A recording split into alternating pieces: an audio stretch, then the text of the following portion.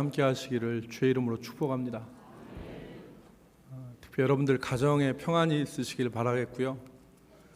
특별히 이제 3월 달인데 새 학기를 시작한 여러분들의 자녀들이 또 이 한 학기를 하나님의 도우신 가운데서 결실하고 열매 맺는 귀한 시간들을 보내기를 주의 이름으로 축복합니다.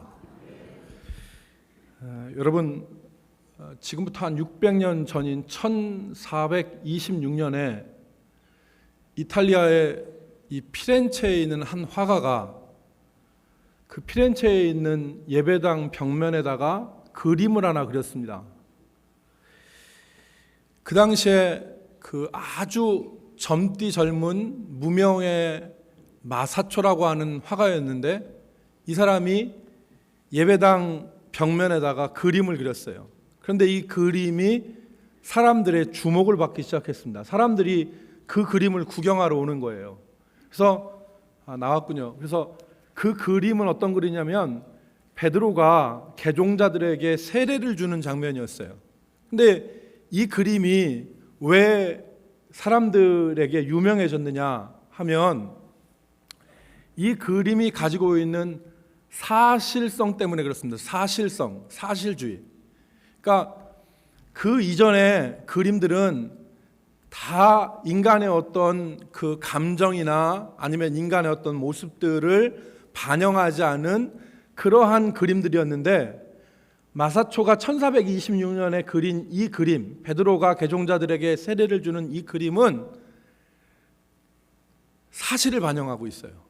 그러니까 여러분 저 그림에 보면 베드로가 세례받는 무릎 꿇는 사람한테 물을 뿌려서 세례를 주는데 마사초가 생각할 때 저 때가 겨울이었다는 거예요.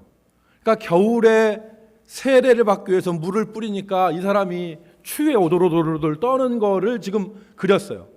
그리고 그 뒤편에 어떤 사람이 팔짱을 끼고 이렇게 있는데 그 팔짱을 끼는 사람도 추위를 이렇게 느끼면서 떨고 있는 장면이 그대로 나오는 거예요. 여러분, 이해를 돕기 위해서 중세시대 1400년 이전의 그림들을 비교해보면 이 그림이 얼마나 특색 있는 그림인지가 우리가 확 들어옵니다. 그래서 이런 그림들이죠. 이게 중세 때 우리가 보는 그림들인데 이 그림에 보면 예수님과 마리아 그 옆에 성인이라고 하는 사람들을 다 그려놨는데 인간적인 모습은 전혀 없어요. 다른 그림도 마찬가지입니다. 예수님이 중간에 계시고 그 뒤에 성인들을 했는데 인간적인 모습이 없는 거룩함만 그려놨다는 거예요. 그래서 이 마사초가 그린 1426년에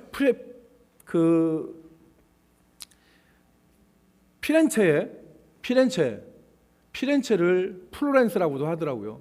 그러니까 이 피렌체에 그린 이 그림이 중세에서 르네상스로 넘어가는 그 최초의 작품이다. 이렇게 사람들이 얘기를 합니다. 이렇게 얘기를 하는데 제가 왜 이 그림을 여러분들과 같이 나눴냐면 우리가 우리 자신들을 우리의 모습을 신앙생활하는 우리의 모습을 그려낼 때 우리가 우리 자신들을 어떻게 그리고 있느냐를 한번 생각해 보고 싶어서예요. 우리는 추위를 느끼고 배고픔도 느끼고 때로는 시험에 빠져서 낙심도 하고 있는 그런 연약한 인간의 모습인데 우리는 우리 자신들을 중세 때와 같은 성인으로만 표현하고 있지 않느냐 그런 생각이 들었어요. 우리 자신들을 생각할 때 우리가 신앙생활에 주목하는 것이 어떤 거냐면 성공한 것, 하나님께 기도 응답 받은 것, 잘된 것 이런 것들만 주목하지 실패한 것, 기도 응답 받지 못한 것, 넘어진 것, 시험된 것 이런 부분들에 대해서는 잘 얘기하려고 하지 않는 것 같다 하는 생각이 들었습니다. 여러분, 그래서 오늘 우리가 읽은 말씀에 보면은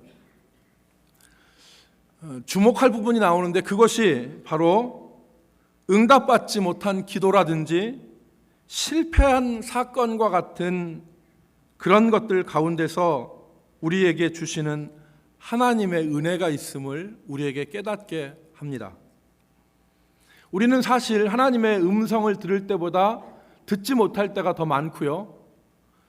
우리가 기도의 응답을 받을 때보다 기도에 응답받지 못할 때가 더 많고 성공할 때보다 성공하지 못할 때가 더 많은 것 같습니다. 그런데 우리는 이러한 그 많은 시간들을 외면해버리고 성공하는 때, 기도 응답받을 때, 그리고 잘 나갈 때, 이런 때만을 주목하죠. 우리는 이러한 현실을 감추고 덮어버리는 경향이 있습니다. 그래서 오늘 본문 말씀에 등장하는 모세를 통하여서 넘어질 때, 실패할 때, 기도 응답이 되지 않는 것 같이 보일 때, 그때 주시는 하나님의 은혜를 우리가 같이 생각해 보려고 합니다. 여러분, 말씀을 이해하기 위해서 첫 번째로 모세가 어떤 사람이었는가를 우리가 생각해 봤으면 좋겠습니다. 첫 번째로 모세는 하나님의 사람이고 하나님께서 붙드시고 쓰신 사람이라는 것을 우리 모두가 잘 압니다. 모세는 출애굽한 이스라엘 백성들을 40년 동안 인도한 이스라엘의 지도자였습니다. 하나님이 그를 통해서 수많은 기적을 보이셨고 하나님의 역사들을 이루셨어요. 모세를 통하여서 애굽에 사람이 내릴 수 없는 재앙들이 내려졌고 홍해가 갈라지는 역사가 기적이 일어나기도 했습니다. 모세는 하나님이 함께 하신다는 증거가 있는 하나님의 사람이었죠. 그런데 모세에게서 우리가 기억해야 될 두 번째 모습은 모세도 연약한 인간이었다는 사실입니다. 여러분, 모세가 오늘 본문의 말씀은 약속의 땅을 코앞에 두고 느보산이라고 하는 모압에 있는 그 산에 올라서 약속의 땅을 바라보고 들어가지 못해요. 왜냐하면 모세가 실수하였기 때문에 그렇습니다. 민수기 20장에 보면은 이스라엘 백성들이 가데스 무리바라는 곳에 이르렀을 때 물이 없다고 원망하고 불평하자 모세가 하나님께서 주신 말씀을 믿지 못했어요. 하나님이 그때 뭐라고 말씀하셨냐면 반석을 향하여서 물을 내라고 명령해라, 그렇게 말씀하셨는데 모세는 하나님의 말씀을 믿지 못했어요. 그래서 이전에 했던 것처럼 반석을 지팡이로 2번 내려쳤습니다. 그리고 반석에서 물이 터져나오는 그 하나님의 역사를 마치 자기가 하는 것인 양 말해서 하나님의 거룩하심을 나타내지 못했어요. 하나님의 거룩하심을 가로막고 그 하나님의 일을 자기의 일처럼 그렇게 얘기했습니다. 일을 했어요. 민수기 20장 12절 말씀에 보면 뭐라고 기록되느냐면 여호와께서 모세와 아론에게 이르시되 너희가 나를 믿지 아니했다는 거예요. 믿지 아니하고 이스라엘 자손의 목전에서 내 거룩함을 나타내지 아니한 고로 너희는 이 회중을 내가 그들에게 준 땅으로 인도하여 드리지 못하리라 하시니라. 여러분, 어떻게 모세가 이럴 수 있습니까? 하나님의 사람 모세가 어떻게 하나님의 말씀을 믿지 못하고 하나님의 영광을 가리는, 하나님의 거룩하심을 가리는 실수를 할 수 있을까요? 답은 모세도 질그릇과 같이 연약한 인간이기 때문에 그렇습니다. 사랑하는 성도 여러분, 오늘 모세도 연약한 인간이었습니다. 그래서 오늘 우리 자신들이 우리를 바라볼 때 혹은 다른 성도들을 바라볼 때 주의해야 될 것이 있습니다. 그게 바로 뭐냐면 우리 모두는 연약한 질그릇과 같은 존재라는 사실을 우리가 기억해야 됩니다. 사람은 실수할 수 있고 사람은 연약한 존재라는 사실을 우리가 인정해야 되는 것이죠. 그래서 한 번의 실수로 사람을 포기하거나 한 번의 실수로 사람과의 관계를 단절하는 경우가 우리 가운데 종종 있습니다. 그런데 사람은 실수할 수 있는 존재라는 것입니다. 우리는 때로 믿음 없이 행동할 때도 있고, 우리가 목사임에도, 우리가 장로임에도, 우리가 집사임에도, 우리가 권사임에도 불구하고 우리는 때로 믿음 없이 행동할 때가 있고, 우리는 때로 하나님의 영광을 가리는, 하나님의 거룩하심을 나타내지 못하면서 살아갈 때가 있지 않습니까? 여러분, 이제 두 번째로 살펴볼 것은 하나님이 이런 모세를 어떻게 대하셨느냐 하는 것입니다. 이런 모세를. 첫 번째로 하나님은 모세의 실수에도 불구하고 모세에게 은혜 주심을 중단하지 않으셨습니다. 은혜 주심을 중단하지 않으셨어요. 여러분, 하나님은 모세가 가데스 무리바에서 실수함으로 약속하신 땅에 들어가지 못하게는 하셨지만, 그러나 모세와의 관계를 끊어버리거나 모세를 버리지 않으시고 붙들어 주셨습니다.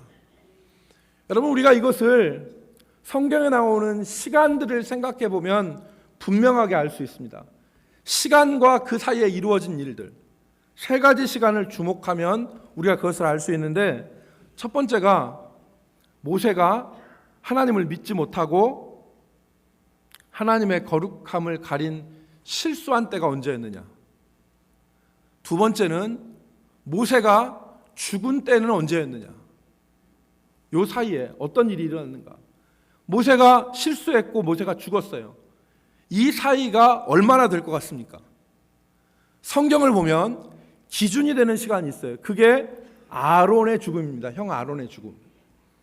민수기 33장 38절과 39절에 보면 모세와 3살 차이가 나는 형 아론이 죽은 시점을 언제라고 말하냐면, 이스라엘 백성이 애굽에서 나온 지 40년째 되는 해 5째 달 초하루다. 그리고 그때 아론은 123세였다 그랬습니다. 두 번째, 오늘 우리가 생각할 것은 모세가 실수한 시점입니다. 민수기 20장 1절 말씀에 보면 그 범죄한 시기를 첫째 달이라 그래서, 첫째 달 이스라엘 백성이 가데스에 이르렀고 회중이 무리 없음으로 모세와 아론과 다투었다. 여기서 첫째 달은 이스라엘 백성이 애굽에서 나온 지 40년째 되던 해 첫째 달입니다. 그러니까 정리하면 40년째 되던 해, 그러니까 모세가 120살 되고 아론이 123살 되던 해 첫째 달에 모세가 실수했고 5째 달에 아론이 죽었습니다.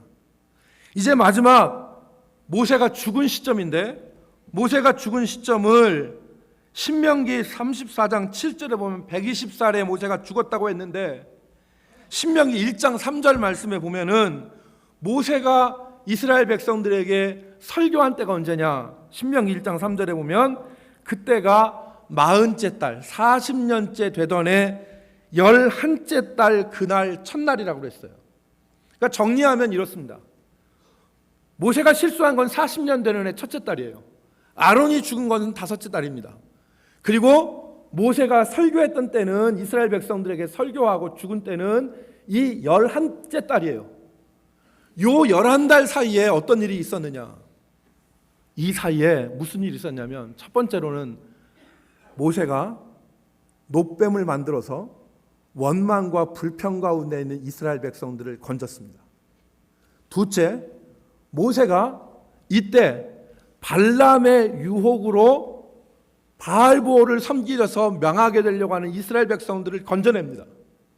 그 시험이 이 사이에 있었어요. 세 번째로는 모세가 요단 동편의 땅들을 정복해서 이스라엘 백성들을 하나님의 약속의 땅 바로 코앞까지 인도해요. 그러니까 우리는 이것을 볼 때 어떤 결론을 내릴 수 있냐면, 하나님은 실수한 모세를 버리지 않고 모세를 붙들어 주심으로 하나님의 사역들을 여전히 감당할 수 있도록 은혜를 주신 거예요. 여러분, 11개월 동안 하나님은 실수한 모세를 버리지 않으시고 여전히 모세가 이스라엘 백성들을 이끌게 하시고 그 광야 40년 생활을 마무리하게 하셨습니다. 11개월 동안 거룩한 임무를 완수하게 하신 거예요. 모세는 실수해서 폐인이 된 것이 아니라 정말 하나님의 사람으로서 여전히 하나님이 붙들어 주신 것이죠. 사랑하는 성도 여러분, 하나님은 실수했다고 폐기 처분하지 않습니다. 하나님은 실수했다고 그 사람을 창고에 집어던지지 않습니다.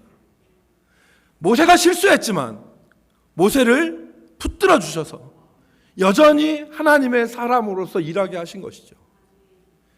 두 번째, 하나님 모세에게 바라봄의 은혜를 주셨습니다. 바라봄의 은혜를.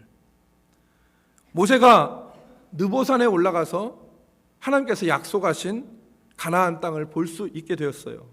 이 바라봄이 중요합니다. 여러분, 하나님은 모세가 잘못했다고 앙가품을 하신 게 아니에요.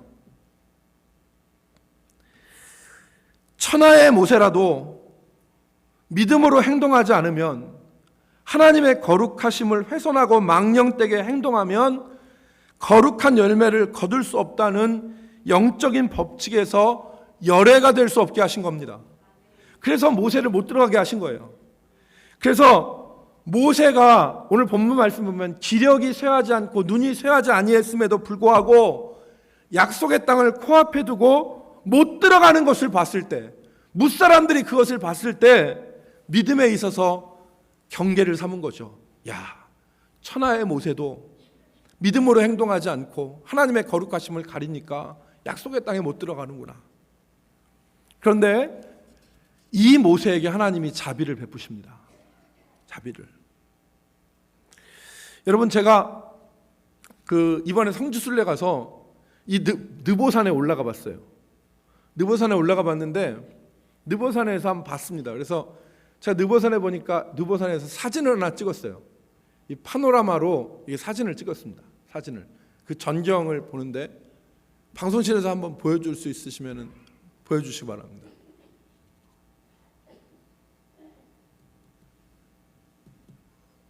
예, 저 사진이거든요. 저 사진인데 저게 느보산에서 바라본 그 사진이에요. 그래서 저기 느보산이 몇 미터 정도 되냐면요, 800m 정도 돼요. 800m 정도 되는데 산에 나무가 이렇게 빽빽하게 있는 게 아니라 나무가 없는 민둥산이에요. 그래서 보문산이 400 몇 미터인데 보문산에서 대전 시내를 바라보는 것과 똑같이 약속의 땅이 보여요. 약속의 땅이 바로 보여요. 바로. 다음 사진 한번 보여주시면 좋겠는데요. 저게 뭐냐면 느보산에서 저 지점에서 어느 방향에 몇 킬로의 어느 방향에 어떤 지형이 있다는 거예요. 보면 제일 가까운 데가 요 사해예요. 사해인데 사해는 20km밖에 안 떨어졌어요. 바로 보여요. 그리고 약속의 땅 첫 성인 여리고가 27km밖에 안 떨어졌어요. 예루살렘은 46km 떨어졌어요. 그러니까 보문산에서 대전시 대전중학교를 보는 것 같이 가까운 위치에 있어요. 가까운 위치에. 제가 여러분들을 위해서 동영상을 하나 찍었습니다. 느보산에서 바라본 동영상을 하나 찍었는데 한번 동영상이 한 1분 정도 된다고 보시겠어요? 모세가 마지막으로 생애 마지막에서 요단강 건너편을 바라본 느보산입니다. 그런데 이 느보산에서 지금 바라보니까 저 건너편에 있는 저 부분이 지금 예루살렘 또 여리고, 그 다음에 저쪽 왼쪽에 보면 이 사해바다 이렇게 보이는 거예요. 푸른색 부분이 사해바다 보이고, 그 다음에 여리고도 보이고, 그럼 저쪽 지금 저 산 위에 있는 쪽이 지금 저곳이 예루살렘이랍니다. 예루살렘. 그리고 지금 여기에 보면은 저 맑은 날씨 좋은 날에는 디베라 바다까지도 보인다는데, 그래서 이곳을 보고 정말 이제 보니까 저 사해도 눈앞에 보이고 다 눈에 보여서 이제 금방 갈 수 있는데, 모세가 여기서 하나님의 말씀을 순종해서 모든 것을 다 내려놨다는 거죠. 예. 여기가 느보산입니다. 여러분 이렇게 보이실지 모르겠지만 느보산이 아주 이렇게 먼 지역이 아닙니다. 가까이 보여요. 그러니까 모세가 느보산에서 하나님께서 약속의 땅을 보게 하신 것은 징벌적인 의미도 있지만 하나님께서 모세에게 은혜를 주신 거예요.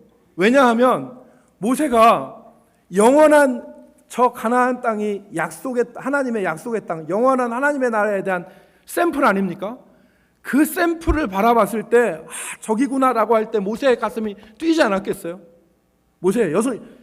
제가 느보산을 보지 않아 느보산에서 여리고를 진짜 바라보지 않을 때는 여리고 있는 갭이다 이렇게 생각했는데 직접 눈으로 보니까 이게 실감이 다른 거야. 저기구나. 가슴이 뛰지 않았겠어요? 하나님께서 모세를 쓰다가 버려지는 소모품과 같이 늙은 노인으로 인생을 마무리하게 하신 게 아니에요.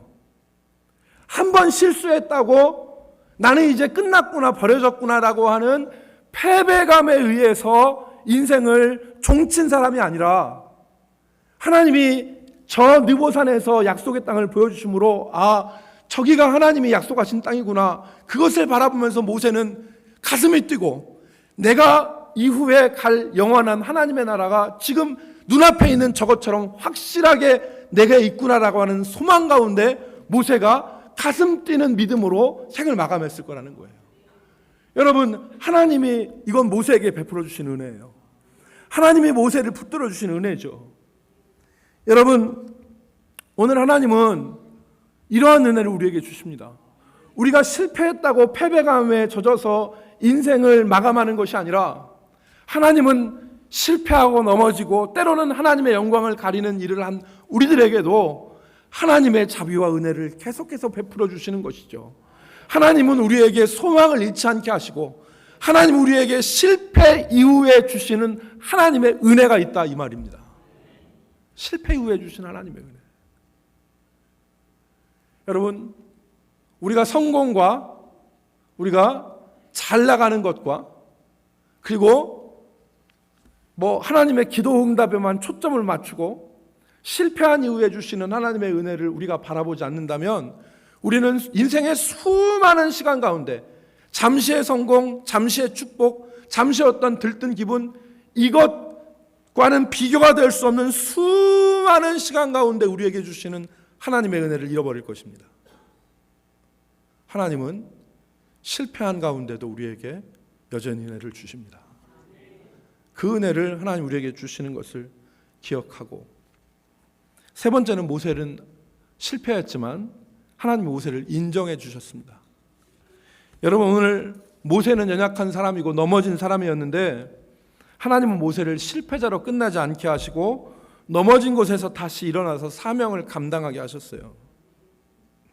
신명기 34장 10절 말씀을 보시면 그 후에 이스라엘에 모세와 같은 선지자가 일어나지 못하였나니 모세는 여호와께서 대면하여 아시던 자요 그랬습니다.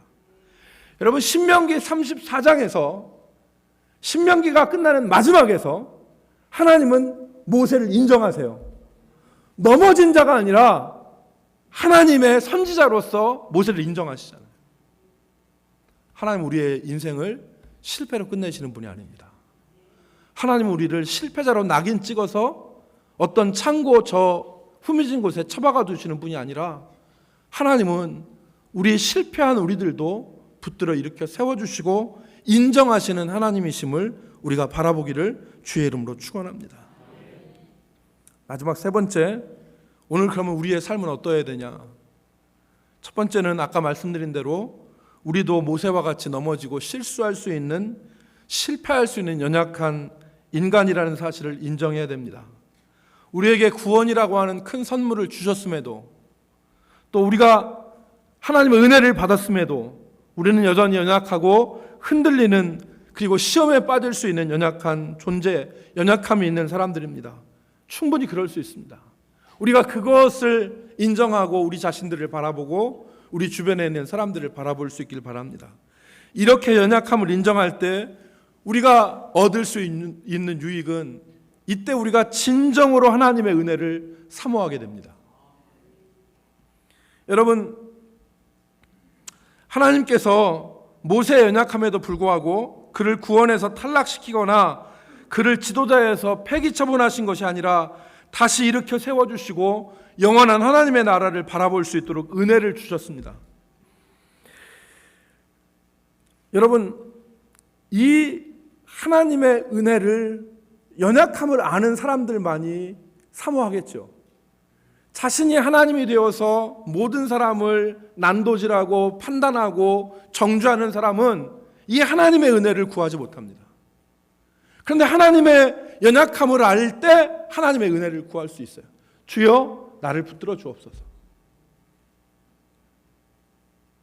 우리가 연약한 부분이 있습니다. 우리가 연약한 부분이 있어요. 우리가 가정에서 연약할 수도 있고, 우리가 사회적으로 연약할 수도 있고, 우리가 어떤 부분에서 연약할 수 있어요. 우리의 연약함을 붙들어 주시는 것은 오직 하나님의 은혜밖에 없습니다. 그 은혜를 진정으로 구할 수 있는 것은 연약함을 인정하는 사람입니다. 여러분, 그리고 이 은혜가, 이 구한 하나님의 은혜가 우리를 새롭게 하고 강건케 한다는 사실을 붙드시길 바랍니다. 여러분, 모세는 넘어졌지만 다시 일어났습니다. 모세는 넘어졌지만 다시 일어났어요. 실패 이후에 모세는 순종하는 삶을 살 수 있었습니다. 여러분, 그걸 어떻게 아느냐? 오늘 본문을 통해서 알 수 있습니다. 모세의 삶이 회복되어진 단적인 증거가 오늘 우리가 읽은 본문 말씀에 있습니다. 오늘 신명기 34장 7절에 보면 모세가 죽을 때 나이가 120세였으나 그 뒤의 말씀이 그의 눈이 흐리지 아니하고 기력이 쇠하지 아니하였다. 여러분, 1절부터 3절까지가 오늘 본문 신명기 34장 1절부터 3절까지가 모세가 바라본 전 지역입니다. 그런데 여기 보면 모세가 저 길르앗 북쪽에 있는 땅 갈릴리 호수까지 100km가 넘는 지역을 바라봤다는 거예요. 그리고 직선으로는 이 여리고뿐만 아니라 저 갈멜산이 있는 저 바다, 서해라고 기록된 저 바다까지 봤다는 거예요. 모세의 눈이 엄청나게 좋았다는 걸 말해요. 모세의 기력이 쇠하지 않았어요. 여러분, 만약에 인간적인 마음을 가졌다면 모세는 이때 기력이 쇠하지 않고 눈이 흐리지 않았어요. 여리고로 들어가는 데는 27km예요. 마음 먹으면 하루면 들어가요. 하루면. 모세의 힘이 있습니다. 그런데 모세는 이때 하나님의 뜻에 순종해요. 너는 여기까지다. 그러니까 모세가 이때 순종합니다. 거기서 더 나가지 않아요. 이전까지는 내가 반석에서 물을 한번 내볼까? 라는 얘기를 했지만 모세는 이때 자신을 하나님의 뜻에 순종합니다. 하나님의 뜻에 여기까지다. 인간적인 욕심이라면 모세는 약속의 땅에 들어가서 거기에 발을 디디고 싶었을 겁니다. 그리고 들어갈 수 있는 생각도 했을 것입니다. 그러나 모세는 하나님의 말씀에 순종했습니다. 이게 어떻게 된 것입니까? 그동안 붙들어 주신 하나님의 은혜가 모세를 변화시켰던 겁니다. 한 가지 더 증거가 있는데 6절 말씀에 보면은 모세가 죽었을 때에 모압 땅에 장사되었는데 오늘까지 그 묻힌 곳을 아는 자가 없다 그랬습니다. 여러분, 모세는 무리바에서 내가 물을 한번 내보겠다고 자신을 드러냈습니다. 그런데 모세가 죽었을 때, 이때 모세가 병을 앓다 죽은 게 아니에요. 모세는 기력이 있었습니다. 그런데 모세가 죽어서 장사됐어요. 그런 걸 봤을 때 모세가 어느 동굴 속으로 들어가서 자신의 삶을 거기서 마감했지 않았을까 생각합니다. 그런데 자기의 무덤이 이후의 후손들에게 우상처럼 숭배되어질까 봐 그것을 우려하여서 자신의 무덤조차 사람들에게 알지 못하게 한 거예요. 얼마나 자신을 숨기는 성숙한 믿음입니까? 이 믿음이 어디에서 나왔습니까? 이 믿음은 실패하고 넘어짐에도 불구하고 그에게 자비를 베풀어 주신 하나님의 은혜가 모세를 뒤바꾼 겁니다. 모세를 하나님의 사람으로 바꾼 거예요. 여러분, 오늘 우리의 연약함에도 불구하고 하나님 우리를 붙들어 주십니다. 우리가 실패했음에도 불구하고 하나님 우리를 놓지 않으십니다. 나를 포기하고 붙들어 주시는 하나님을 찬양할 수 있기를 바랍니다. 우리를 버리지 않고 여전히 은혜를 주시는, 연약함에 부어주시는 하나님의 은혜를 우리가 찬양하기를 바랍니다. 우리가 마지막으로 나눌 것은